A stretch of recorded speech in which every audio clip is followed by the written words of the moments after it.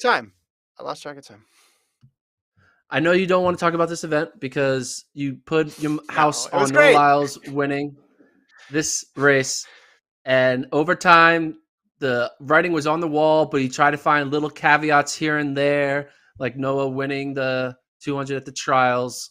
Mm-hmm. But when push came to shove, looking at the way he ran the first two rounds, especially the semifinals, him getting that lane 3 draw, I think, screwed him over. He wasn't able to have the too sharp of a turn in the first, 100 meters. And I think that's all he wrote. I feel like if he would have been in lane 6 or lane 5, this might have been a different story. But even then, I mean, de Grasse runs 1962. Yeah. Bednarek runs 1968. Lyles still runs a good time, 1974. I think this just was destiny for de Grasse based off his 100-meter performance, getting third there, and then just running an incredible PB here in 19.6. Yeah. To win this race, Lyles needed to be the 2019 Lyles, 2018 Lyles. Like, he needed to be at or very, very, very close to the best we've seen from him to win it. And we haven't seen evidence of that this year. But let's talk about de Grasse. Credit to de Grasse. He's the one who won this. He got the gold medal. He earned it. You look at his career. 2015, bronze. 2016, gets a bronze and a silver. 2017, do you remember 2017? 2017 was the No, year. Well, that was the year Bolt ends up losing. He gets beat at the World Championships by Gatlin and Christian Coleman.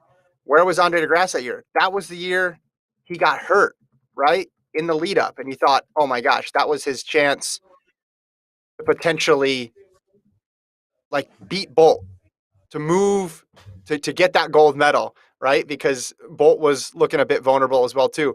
But right before the World Championship started, he had a hamstring injury. So he's not there. And then someone does beat Bolt, but it's not him. Then you look at 2019, bronze and silver in the two individual events. Fast forward to this championship, 2021 gets bronze in the 100. I mean, it was an incredible clutch performance from a guy who's been so close for so many years, brings out the best 200 of his life at the perfect time, and wins gold. I mean, just the ultimate clutch performance here for de Grasse to come up with a 1962 when he needed it most, and so many times being really, really close. Just a cool story over the last 6 years, going back to the 2015 World Championships. Yeah, I mean, he's been he started off his career in an incredible way with his back and forth with Trayvon Bromell in the NCAA days. And like you said, it started with that bronze in 2015, which actually was a bronze they tied with Trayvon. And then they kind of went two different paths. One went down the crazy injury path.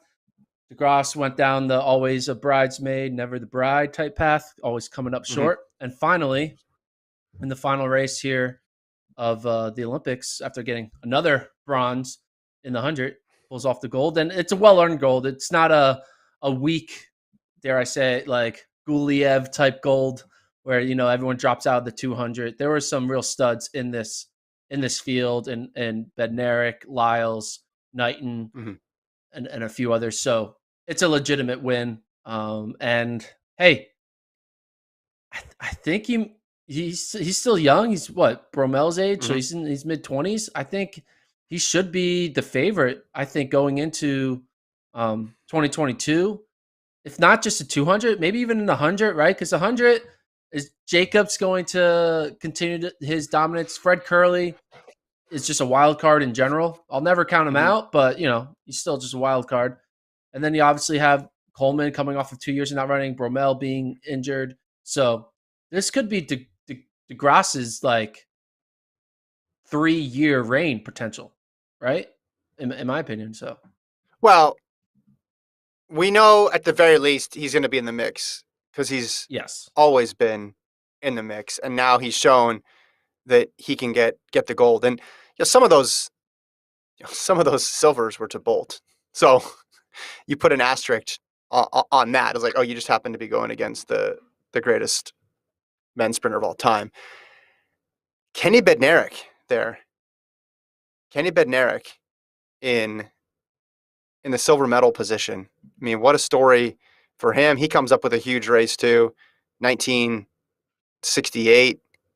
Um, I mean, you pointed out going into these championships rightfully. So just how consistent Bednarek has been this year. He's been racing a lot, has never really had a bad race this year, pushed Lyles a couple times, finally beats him, comes up a little bit short to de Grasse. But 2019, he had a weird season. Remember, he made the 200-meter world championship team based on his semifinal performance, where he actually got hurt in because people didn't have the standard and they kept going back to the next guy, to the next guy, to the next guy, and ended up being Kenny Bednarek. And then he goes to Doha and struggles there. But just an amazing story when you look at where he came from, JUCO product. I remember going to film a workout with him in that same year in 2019 in Ottumwa, Iowa. Went to Indian Hills Community College.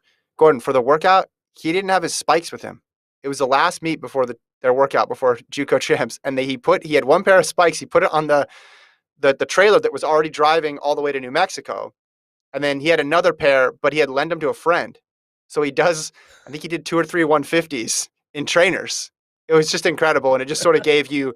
And it was funny because then I watch USA's and I watch him make the Doha team, and I'm just thinking, well, I know at least what one of his workouts looked like in May, and I was contrasting that to now he's running against the best guys in the world, just how different their journeys have been. But for the last, 2 years now, he's been a bona fide pro and now has a medal to back it up. So big race for Kenny Bednarek at the big stage. You gonna give me a little bit of respect for ranking Kenny B above Noah Lyles in my FloTrack rankings? Okay.